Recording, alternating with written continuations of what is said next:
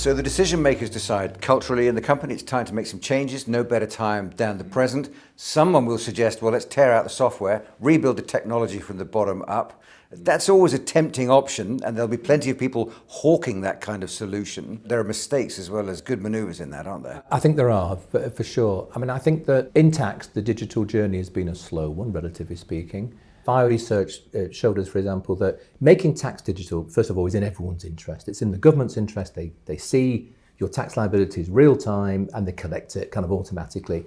And for businesses, that's also an advantage in terms of being accurate and so on and so forth. So there is a common interest. Our research showed us that nearly 70%, sometimes 85% of companies around the world are either currently adopting digital strategies to be able to meet what the tax authorities want from them or about to deploy those strategies. Now that's an awful lot of cooperation. The only thing I would say, Andrew, though, it's a tough beast cooperating at that level and on that scale. It's a really big challenge. The other side of that coin was businesses would say, for example, in the tax departments, so those people that deal with tax and finance, that of itself is one of their biggest challenges, keeping up with the making tax digital approach. In a wider context, I think it's really important to understand what you're trying to do with technology. I mean, everyone's going to try to do more with less resources, and technology is seen to be the bridge between that conundrum, if you like, and it will be, but only up to a point.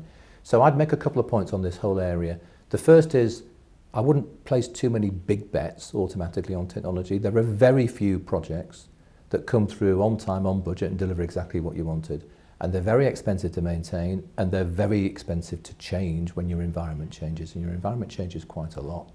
I think you can go an awful long way in making smaller changes, so automating some manual processes can create an awful lot of efficiency and free up resource. And that's not 100% automation. Again, that your cost-benefit equation changes if you push that too far.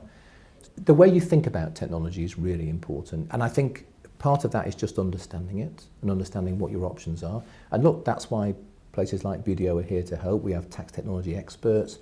We sponsor forums with business schools to allow CFOs, finance leaders, to understand how technology is impacting the finance function.